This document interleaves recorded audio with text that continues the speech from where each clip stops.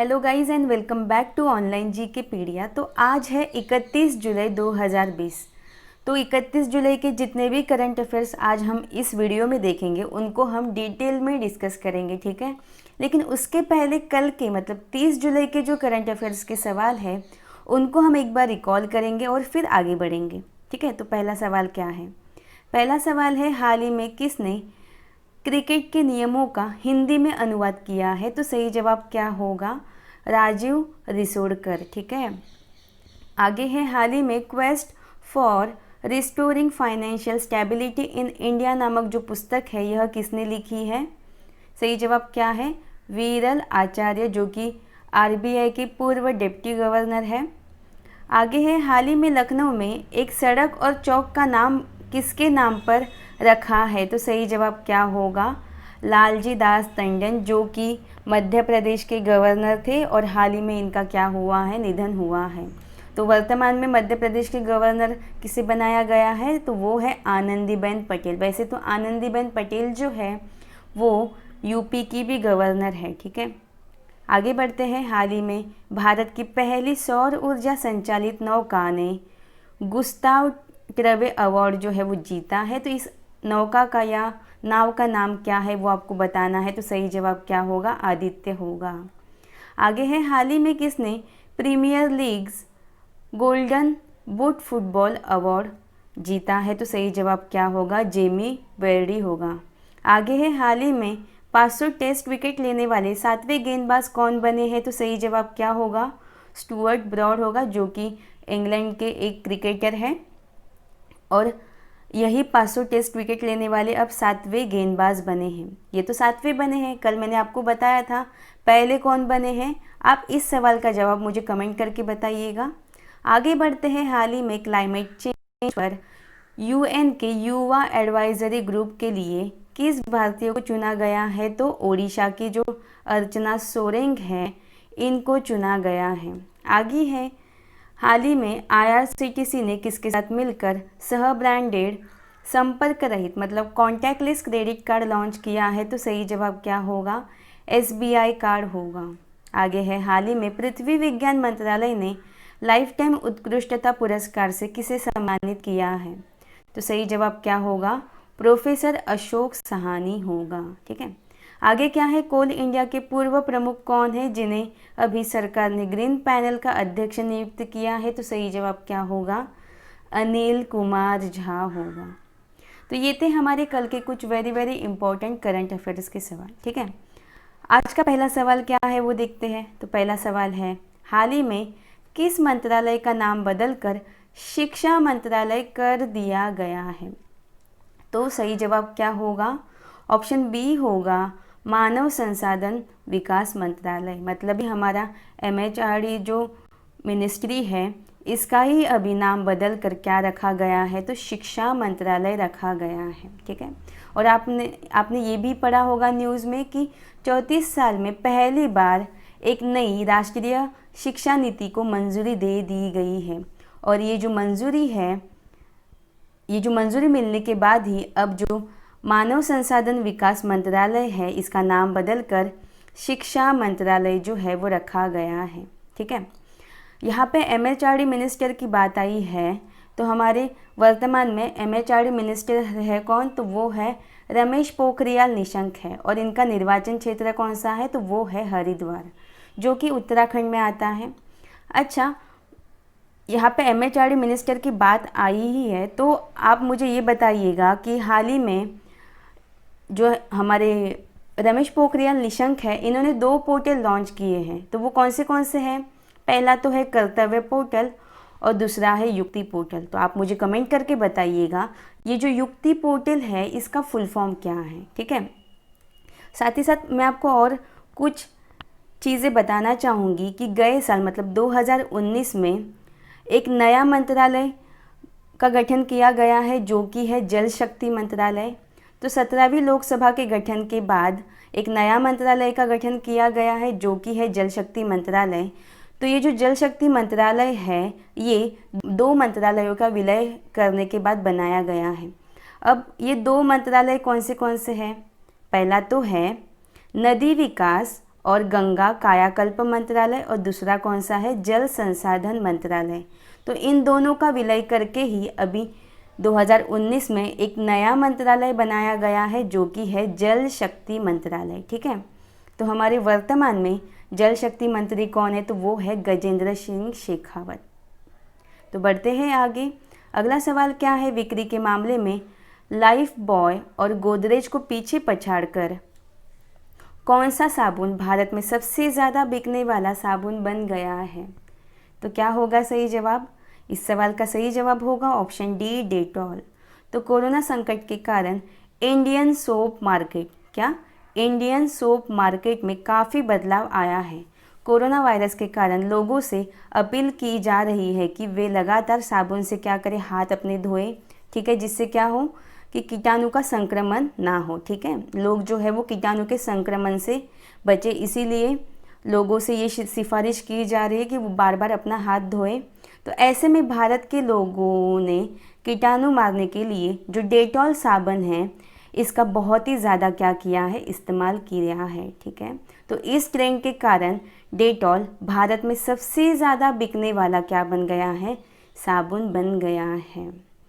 और इसी के साथ डेटॉल ने पहली बार हिंदुस्तान यूनिलीवर, दो फेमस ब्रांड जो है लाइफ बॉय और गोदरेज, इन्हें पछाड़कर भारत में सबसे ज़्यादा बिकने वाला साबुन बन गया है। ठीक है, तो ये चीज़ याद रखिएगा। आगे बढ़ते हैं। अगला सवाल क्या है, 30 जुलाई को विश्व भर में कौन सा दिवस मनाया गया। तो सही जवाब क्या होगा, ऑप्शन डी होगा अंतर्राष्ट्रीय मित्रता दिवस। तो 30 जुलाई को विश्व भर में अंतर्राष्ट्रीय मित्रता दिवस जो है, जिसे फ्रेंडशिप डे कहा जाता है, तो ये मनाया जाता है। ठीक है, तो यह दिवस कई अन्य देशों में अलग अलग तिथियों को मनाया जाता है, लेकिन इसके पीछे की जो भावना है वो हर जगह एक ही होती है, जो कि है दोस्ती। ठीक है, तो यह दिन कई दक्षिण अमेरिकी देशों में काफ़ी लोकप्रिय उत्सव हो गया था, जब से पहली बार 1958 में पैराग्वे में इसे अंतर्राष्ट्रीय मैत्री दिवस के रूप में पहली बार मनाया गया था। तो याद रखिएगा, इस साल 30 जुलाई को विश्व भर में अंतर्राष्ट्रीय मित्रता दिवस जो है वो मनाया गया। आगे बढ़ते हैं। अगला सवाल है, निम्न में से किस देश के पूर्व प्रधानमंत्री नजीब रज़ाक भ्रष्टाचार के 7 मामलों में दोषी पाए गए हैं। तो सही जवाब क्या होगा, ऑप्शन डी होगा मलेशिया। तो मलेशिया के पूर्व प्रधानमंत्री जो है नजीब रज़ाक को भ्रष्टाचार के 7 मामलों में दोषी करार दिया गया है और 12 साल की सज़ा भी सुनाई दी गई है। ठीक है, तो रज़ाक को सरकारी निवेश कोष से अरबों डॉलर के घोटालों के कारण दोषी करार दिया गया है। तो नजीब रज़ाक मलेशिया के पहले ऐसे नेता हैं जो भ्रष्टाचार में दोषी करार दिए गए हैं। तो यहाँ पे मलेशिया की बात आई है, तो मलेशिया की राजधानी है क्या, तो इसकी राजधानी है कुआलालंपुर। यहाँ की करेंसी क्या है, रिंगित है, और यहाँ के प्रधानमंत्री कौन है, महातिर मोहम्मद हैं। आगे बढ़ते हैं। अगला सवाल क्या है, हाल ही में AIIB के अध्यक्ष के रूप में किसे चुना गया है। तो सही जवाब क्या होगा, इसका सही जवाब होगा जीन ल्यूकिन। ठीक है, तो हाल ही में जो जीन ल्यूकिन है, इन्हें AIIB अध्यक्ष के रूप में चुना गया है। ठीक है, वैसे तो ये अभी भी AIIB के अध्यक्ष ही थे, लेकिन वापस इन्हें AIIB का अध्यक्ष के रूप में चुना गया है। इनका जो दूसरा कार्यकाल है यह 16 जनवरी 2021 से शुरू होगा। ठीक है, अब AIIB की बात आई है, तो AIIB का मुख्यालय है कहाँ पे, तो चीन के बीजिंग में है। बाकी ऑप्शन भी देख लेते हैं। जो कार्मेन रेनहार्ट है, यह वर्ल्ड बैंक की चीफ इकोनॉमिस्ट बनी थी। ठीक है, ये भी हमने देखा था करंट अफेयर्स में। उसके बाद मार्कोस ट्राइजो जो है, इन्हें न्यू डेवलपमेंट बैंक के अगले अध्यक्ष चुने गए हैं। और थियरी डेलापोर्ट जो है, यह विप्रो के MD एंड CEO बने हैं। आगे बढ़ते हैं। हाल ही में किसे पेटीएम मनी के CEO के रूप में नियुक्त किया गया है। तो सही जवाब क्या होगा, ऑप्शन डी होगा वरुण श्रीधर। तो हाल ही में ही जो वरुण श्रीधर हैं इन्हें पेटीएम मनी के CEO के रूप में नियुक्त किया गया है। तो यहाँ पे पेटीएम की बात आई है, तो पेटीएम की स्थापना हुई कब है? इसकी स्थापना हुई है 2010 में। और इसका मुख्यालय कहाँ पे है? तो इसका मुख्यालय है यूपी के नोएडा में। और संस्थापक कौन है? तो विजय शेखर शर्मा। बाकी जो राजेश भूषण है यह हाल ही में ही स्वास्थ्य मंत्रालय के नए सचिव चुने गए हैं। उसके बाद पार्थ प्रतिम सेनगुप्ता, कौन है यह? तो कुछ दिन पहले ही इन्हें IOB के MD और CEO नियुक्त किया गया है। और जो रमेश बाबू हैं इन्हें करूर वैश्य बैंक के MD एंड CEO के रूप में नियुक्त किया गया है। ठीक है, आगे बढ़ते हैं। हाल ही में सोमालिया के कार्यवाहक PM के रूप में किसे नियुक्त किया गया है? तो सही जवाब क्या होगा? ऑप्शन A होगा, मेहदी मोहम्मद गुलेद जो है इन्हें सोमालिया के कार्यवाहक PM के रूप में नियुक्त किया गया है। वैसे तो अभी ये सोमालिया के कौन है? तो सोमालिया के ये डिप्टी PM थे, लेकिन अभी इनकी नियुक्ति सोमालिया के कार्यवाहक PM के रूप में की गई है। ठीक है, जब तक यहाँ के नए प्रधानमंत्री नियुक्त नहीं होते तब तक यह सोमालिया के कार्यवाहक PM बने रहेंगे। तो यहाँ पे सोमालिया की बात आई है, तो सोमालिया एक अफ्रीकन कंट्री है, हर किसी को पता है। और यहाँ की राजधानी क्या है? तो मोगादिशु है। और करेंसी क्या है? शिलिंग है। बाकी हिचेम मचीची तो कुछ दिन पहले ही हमने देखा था, यह ट्यूनीशिया के नए PM बने हैं। कुबाटबेक बोरोनोव जो है यह किर्गिस्तान के नए PM बने हैं। और मुस्तफ़ा अली कदीमी जो है यह इराक के नए PM बने हैं। आगे बढ़ते हैं। हाल ही में सीवर मैनहोल की सफाई करने के लिए रोबोट का इस्तेमाल करने वाला पूर्वोत्तर क्षेत्र का पहला शहर कौन सा बना है? तो सही जवाब क्या होगा? इस सवाल का सही जवाब होगा ऑप्शन B, गुवाहाटी। ठीक है, एक्चुअली 2019 में केरल की एक स्टार्टअप कंपनी है, तो इसी ने ही दुनिया का पहला ऐसा रोबोट बनाया था जो मैनुअल जो होते हैं ना, मतलब जो गटर वगैरह होते हैं उसकी सफाई कर सके, इसीलिए एक रोबोट बनाया गया था। ठीक है, जिससे क्या होगा, जो सफाई कर्मचारी है वो गटर के अंदर उन्हें ना जाना पड़े, इसीलिए ऐसा रोबोट बनाया गया है जो कि मैनहोल की सफाई कर सके। ठीक है, तो हाल ही में ऐसा ही रोबोट जो है वो गुवाहाटी में यूज़ किया जा रहा है, जो कि सीवर मैनहोल की क्या करेगा? सफाई करेगा। और गुवाहाटी जो है वो पूर्वोत्तर क्षेत्र का पहला शहर बन गया है, साथ ही साथ देश का यह तीसरा शहर बन गया है। अच्छा, गुवाहाटी जो है वो तीसरा शहर बन गया है। तो पहले दो कौन से हैं? तो भारत के पहले दो शहर है, पहला तो है गुरुग्राम है और सेकंड जो है वो है कोयम्बटूर। एंड थर्ड कौन सा है? तो थर्ड है गुवाहाटी। ठीक है, आगे बढ़ते हैं। अगला सवाल है, हाल ही में मानव तस्करी के विरुद्ध में विश्व दिवस कब मनाया गया? तो सही जवाब क्या होगा? इसका सही जवाब होगा ऑप्शन D, 30 जुलाई होगा। ठीक है, अभी हमने देखा था 30 जुलाई को और कौन सा दिवस मनाया गया? तो 30 जुलाई को अंतर्राष्ट्रीय फ्रेंडशिप डे हमने देखा था, मित्रता दिवस मनाया गया। और अभी 30 जुलाई को और एक दिवस मनाया गया जो कि है मानव तस्करी के विरुद्ध में विश्व दिवस। ठीक है, तो अब ये दिवस क्यों मनाया जाता है? इसका मेन उद्देश्य क्या है? तो मानव तस्करी के विरुद्ध जागरूकता और पीड़ित लोगों के रक्षा के लिए ये जो दिवस है वो 30 जुलाई को मनाया जाता है। अच्छा, इस बार की थीम क्या थी? इस बार की थीम थी committed to the cause, working on the front line to end human trafficking. ठीक है, तो ये इस साल की क्या थी? इस दिवस की थीम थी। आगे बढ़ते हैं। अगला सवाल क्या है, हाल ही में किस देश के लोगों को सबसे अधिक संख्या में ऑस्ट्रेलियाई नागरिकता प्रदान की गई है? तो इस सवाल का सही जवाब क्या होगा?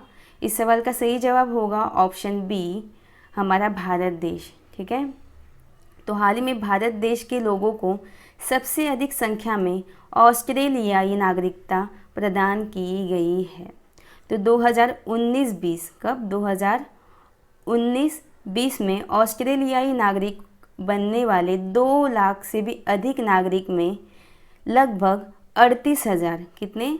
लगभग 38,000 जो नागरिक है वो केवल भारतीय हैं। तो याद रखिएगा, भारत देश के लोगों को सबसे अधिक संख्या में ऑस्ट्रेलियाई नागरिकता प्रदान की गई है। अब यहाँ पे ऑस्ट्रेलिया की बात आई है, तो आप मुझे कमेंट करके ऑस्ट्रेलिया के बारे में जितने भी स्टैटिक फैक्ट और जितने भी करंट अफेयर्स के सवाल बने हैं वो कमेंट करके बताइएगा, ठीक है। तो ये थे हमारे आज के कुछ very very important current affairs के सवाल, ठीक है। अच्छा, कल के वीडियो में मैंने आपसे कुछ सवाल पूछे थे, क्या थे वो सवाल? तो पहला सवाल था कि इस देश की रेलवे ने ओवरहेड लाइन को सीधे बिजली देने के लिए दुनिया का पहला सौर ऊर्जा संयंत्र स्थापित किया है। तो सही जवाब क्या होगा? अपना भारत देश। और आगे है कि इस देश ने हाल ही में ओफेक 16 नामक एक सैन्य निगरानी उपग्रह लॉन्च किया है। तो इस सवाल का सही जवाब क्या होगा? इजराइल होगा। अच्छा, आपके आज के सवाल क्या है? तो टुडेस क्वेश्चन फॉर यू का आज का पहला सवाल है, किस भारतीय मूल की नर्स को कोविड-19 सेवाओं के लिए सिंगापुर के राष्ट्रपति पुरस्कार से सम्मानित किया गया है?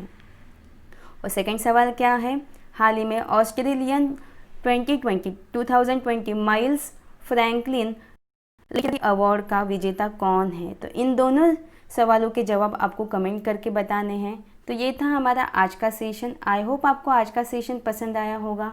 अगर आपको आज का सेशन पसंद आया हो तो प्लीज़ इसे लाइक एंड शेयर कीजिएगा, साथ ही साथ सब्सक्राइब करके बेल बटन प्रेस कीजिएगा। धन्यवाद।